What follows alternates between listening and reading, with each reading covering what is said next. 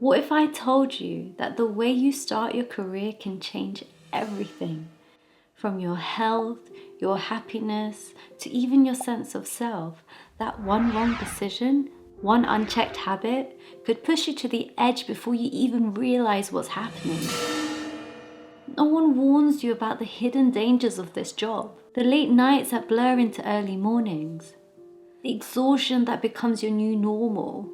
The way you slowly lose yourself in the work until one day you look in the mirror and don't even recognize the person staring back. I wish I had known. Oh, I wish I had known. I wish somebody had pulled me aside and said, stop. Protect yourself. Because what you don't know can cost you everything. But you don't have to make the mistakes that I did. If you're about to start this job, or you're already in the middle of it and you're starting to feel the weight of it all, then this video might just save you from the burnout, the regrets and the pain that I went through. In this video, let me tell you the things I wish I had known before I started working as a doctor. If you've never seen me before, my name is Dr. Tavalla. Having been through my own setbacks, I make videos on well-being, as well as how to overcome failure and ultimately build a more resilient mindset so that you can learn how to overcome any challenge that life throws at you.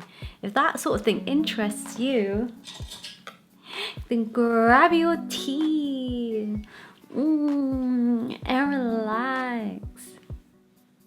In my first year as working as a doctor, I was so obsessed with performing to the best of my abilities.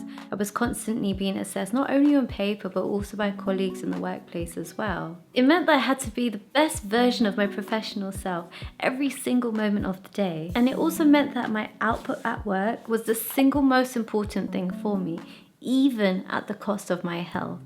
I thought I was eating well, but I wasn't actually giving myself all the fuel and nutrients I needed for the physical demands of the job. By the end of the first year, I was tired and exhausted all the time. I thought sugar and caffeine would fix my issues, however, it didn't work that way. A visit to the doctor revealed I had iron deficiency anemia and dangerous levels of vitamin D, which is actually quite common in this part of where I live. Despite having this diagnosis and being given the medication for my treatment, I took the medication for about a week and then I just forgot. Even if it wasn't intentional that I neglected my health, I was so focused on just showing up for work that everything else didn't matter. I thought as long as I can perform in my job, making sure that everybody else is okay, that everybody else is safe, then nothing else mattered. I gave my own health the good enough approach, good enough to perform tasks, good enough to show up, but I wasn't at my optimal health. In my first year as a doctor, I shared a video talking about the importance of taking time to care for our health when we're not feeling well. When I posted this video, I didn't expect to be met with a cruel comment from a colleague who had made a fake account in order to write this. They criticized me for focusing on my health instead of showing up to work, saying that I was letting the team down. Honestly, that comment hit harder than I could have imagined. It left me with newfound anxiety and guilt that I wasn't allowed to be unwell, that I wasn't allowed to take a break, even when I needed it. It made me feel that if my physical health wasn't at its best, then I would be resented for it, and that my health, whether physical, emotional, or mental, didn't actually matter. It started to create this sense of betrayal almost, that my struggles were not worth compassion. Instead of feeling supported and getting the get well soon messages, I felt judged. I'll admit I was shocked. Here was a who's supposed to take care of the health of other people, saying that my health didn't matter, that I should push through even though I'm unwell. Honestly, it felt so ironic. If we as healthcare professionals are trained to literally look after the health of other people in our community, why is it so hard to accept that we too might need care and recovery for our health at times? Why would one colleague turn on another who was struggling? That moment hit so hard, and it actually had me questioning whether the profession that's built on care, empathy and compassion has room for showing that same level of empathy towards ourselves. But it also led me to a realization. Self-care is not selfish. It is essential if we want to continue looking after those around us. It took me a long time to get over this comment. Honestly speaking, it affected me so much. I had to work through that anxiety and this newfound thought process of, If I'm unwell, what are people going to think if I don't show up? Are people going to hate me? Are they going to resent me if I take the time to actually recover from my health so that I could be better? But you know, unless we take care of ourselves, we cannot take care of those around us. As a doctor, as well as a human being, I care for other people. I also care for my colleagues who are struggling. And I won't change a thing about that, even if I get a cruel comment saying that I should feel guilty and bad for not showing up to work when I'm trying to recover from a health problem. In hindsight, in my first year working, I wish I had focused more on my physical health, because without good physical health, nothing else matters. Also, sometimes people assume that healthcare workers are immune to bad health, but that is not the case. I've seen colleagues who have put themselves in life-threatening situations, colleagues who have actually died as a result of prioritizing other people rather than themselves. So if you're a healthcare worker, whether you're young or experienced, you need to take care of your health. Would you tell your patient who's clearly unwell to ignore their health and go out and work back-to-back 12-hour shifts? No, so why should we? Mental health is another area that I wish I had prioritized earlier on. This is my favorite place of all time, guys.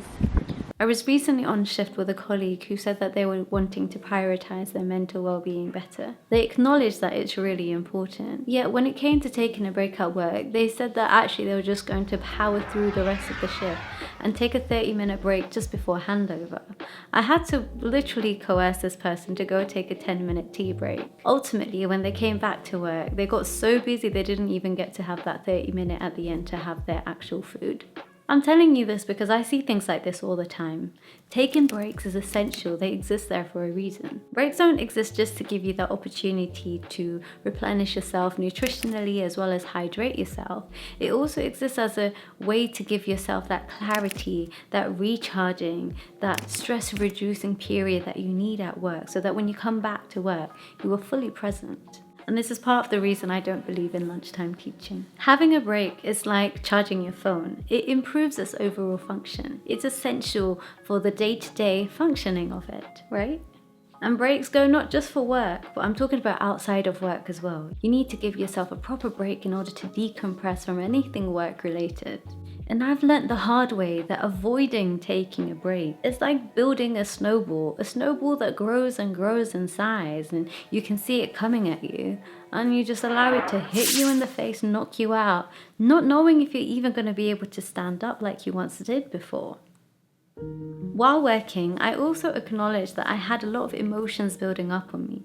Emotions that I knew sort of existed, but I didn't have the time or the bandwidth to deal with them properly. The truth is, I had forgotten how to process them because I hadn't practiced processing them on a day-to-day basis. And honestly, the longer you leave your emotions unaddressed, it becomes harder and harder to connect with them later down the line. And it becomes even more challenging when you're surrounded by others who take an avoidant approach when it comes to addressing their feelings. As a doctor, this was even more challenging when you think about the whole concept of confidentiality. We can't just offload to anyone. Sometimes we can't offload it to anybody at all. So I had to learn how to address these on my own while maintaining professional boundaries. Eventually, I had to seek help from a therapist in order to help me get back in touch with my thoughts and feelings. I also found that journaling became a lifeline for me, a safe personal space where I could reflect and release.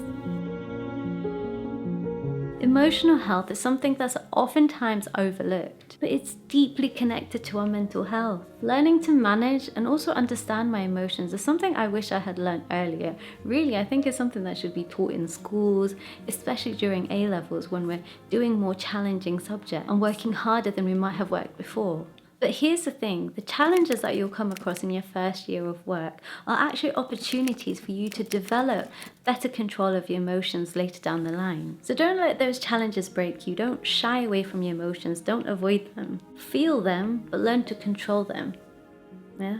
In the past, when a colleague would upset me, I would frown, I would visibly show emotions, I would wear my emotions on my face. But over time, I've learned the power of being able to acknowledge my emotions and having control over them rather than letting my emotions control me, rather than allowing my emotions of, say, anger or upset or fear control my behaviors in a way that I might later regret. These days, if somebody was hostile towards me, I understand that somebody's behavior isn't necessarily a personal attack on me. Oftentimes, they're showing how they really feel, that they are really struggling, rather than having anything to do with me. And when something is truly bothering me, I compartmentalize it until I can deal with it in a way that I can properly process it. For instance, if I've had a specific challenging event at work, I would maintain my professional demeanor.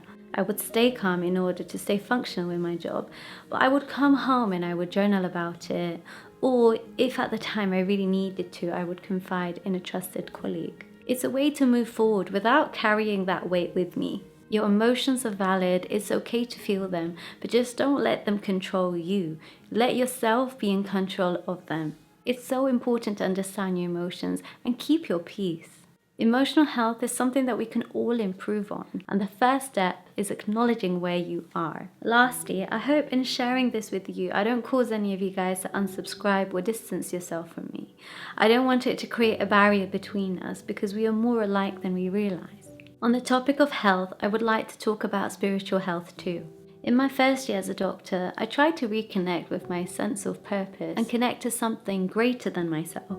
But as I mentioned earlier in the video, I was so consumed by work productivity that everything else fell much down the list. I remember some of the best days in my life are times when I have felt spiritual connectivity. In those moments, even if something objectively bad happens, I still feel peace. I'll give you a recent example. I was walking home one day in order to save money as well as getting some exercise in. I was nearly 2 hours into my walk and I called up my parents saying, "Get that tea ready, I'm almost home now, I'll be home in 10 minutes. I was so ready for that tea. I was thinking about it the whole time because it was cold, I was thirsty, I was hungry. But literally as I got off the phone, a guy on a bike snatched my phone out my hand and rode off. At first, I tried to chase him, and then I stopped. Something inside of me said, "This is from God, let it go." And so I did. Instead of getting angry about the situation, I reminded myself that everything happens for a reason. Maybe if I had kept my phone, I would have walked into traffic, or maybe I might have called somebody I should not have. Maybe losing it means it's a good reason to get a new one. Whatever the reason, only time will tell, so I wasn't mad. But in the situation, I was full of adrenaline, so I ran my way home. My family was shocked to see that my 10-minute walk turned into a 2-minute sprint. But my point is this: when I feel spiritually connected, nothing feels like a bad experience anymore. I accept things, even the ones that feel like setbacks, in a way that I couldn't before. There was a time when I'd have been consumed with frustration or anxiety, but today I know that feeling spiritually aligned makes everything else feel like part of a bigger plan. That connection keeps me grounded and at peace, regardless of what life throws in my way. Before I move on to the second part of things I wish I knew before I became a doctor and started to work, if you're finding this video useful, make sure you hit the like button. It will help me make more videos like this. Share it with somebody that you know in order to help spread the message. The second thing I wish I had prioritized while I was working is finding a balance by working fewer hours. I used to work relentlessly. I was pushing myself, doing the very most. I pushed myself far beyond what was healthy. I extended my 8-hour shifts into the 12.5-hour shifts just to earn a little bit more cash. But here's the thing, that extra cash went straight into my taxis. One to get home from work and one to get back to work the next day to repeat the same cycle. I sacrificed my breaks, sometimes not even thinking twice about it. And here's my advice to you: know your rights in the workplace when it comes to taking a break, and stick to those breaks. Don't let anyone make you feel guilty for taking your breaks. Those breaks are well deserved because you're working so hard, right? If your phone was working really hard because you're using multiple apps and you were posting here, or you were watching this, or you were writing something, you're gonna leave it to charge, right? If you don't let your phone charge, if you're using so many apps, then what would happen, you tell me? Unless it's an emergency, your health and your well-being come first. Early on in my career, I had a senior doctor tell me that I wasn't allowed to take breaks until 3 p.m, even though I was at work since 7:45 in the morning. Now, if you've heard this story before, it's because it's made such a huge impact. Like, I don't think I'm going to forget it for a long time.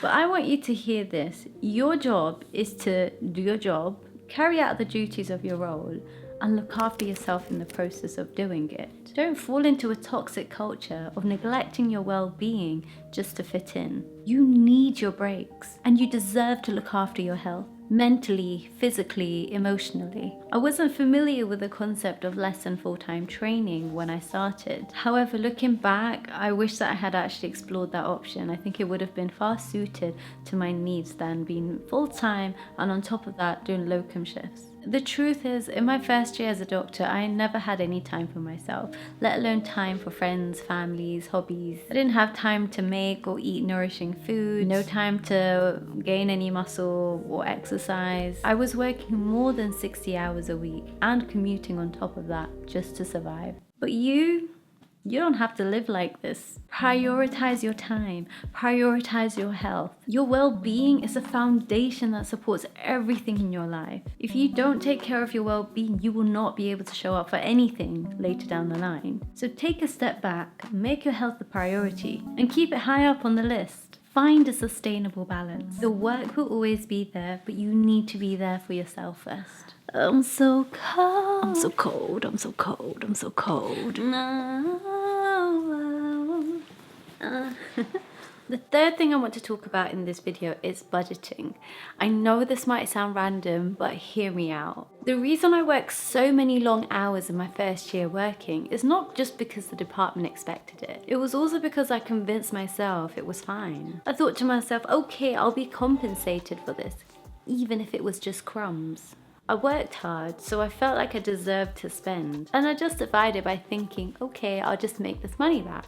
The more I worked, the more I spent, and the more I spent, the more I felt the need to work. It became a vicious cycle. I worked, I spent, but at the end of the day, the only thing I truly spent was my time. And I didn't have any savings in my first year working, even though I was living at home. Can you imagine? It's not about how much you earn, it's about how much you keep from what you earn, excluding tax. And more importantly, how you value your time. And I had learnt this the hard way. Over the past few years, I've had to teach myself the discipline in order to spend money wisely. Because the truth is, I don't want to be chained to extra shifts. I'm burning myself out just to keep up with this cycle. I realized that this constant cycle of buying what I wanted when I wanted it wasn't going to take me closer to my life goals. I was like the guy on the bike, robbing myself of the time and energy that I needed in order to focus on my well-being. So my advice to you is this. Stay disciplined. Instead of always opting for that big brand store, why not try the smaller brands? Or if you really like brands, go to a shop maybe that sells the same brand but for cheaper. Or instead of buying full price items, look at the sale items for once. And ask yourself, is this item worth the time that I'm trading for this? I'll tell you what helped me shift my mindset. Whenever I considered buying something, I'd ask myself the following question. Is this item worth the equivalent number of hours I'd have to spend at work to afford it? A lot of the times the answer is no. And you know what? This mentality is liberating. I used to tell myself, oh, this is £200, I can afford this. I'll just have to work this many hours. I'll just have to work a little bit harder the next week to make it back. But that mentality was holding me back from building the life that I wanted for myself. If I can do this, then you can do this too. I'm not perfect, but I've learned to live within my means. And it's been a game changer for my well-being. Of course, if something is truly life-changing and it's something that you need, then think about it, sleep on it, and if it's worth it, buy it. But it's important to make sure that your purchases are not controlling your health, your energy, or your time. These days I work fewer hours and I try to be disciplined in how I spend money. I do this because I know how harmful it is to work close to 70 hours a week. I've learned this myself through trial and error as well as a few health failures along the way, but I'm also grateful that I've arrived at this lesson. It is why I can now share this advice with you to make sure that you don't go through the same mistakes that I once did. Your health, your time and your peace of mind are priceless, and don't let anybody convince you otherwise. Listen, I know how easy it is to ignore these things when you're just starting out. You think you'll rest later, you'll figure things out a bit later. But trust me, if you don't make the conscious effort to take care of your well-being, your job will take it from you. It will snatch it from you like that robber did from me. I learned it the hard way, and I don't want you to go through the same thing I had to go through.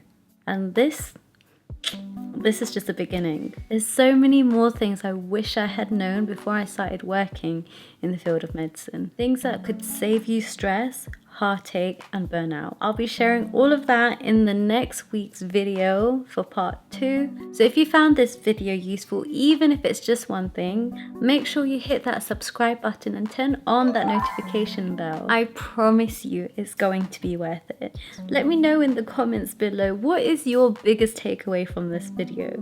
And if you've already started to work, what do you wish somebody had told you before you began your job? I'd love to hear your thoughts. If you enjoyed this video, you'll most likely enjoy this one too. I'll see you in the next one. Mwah.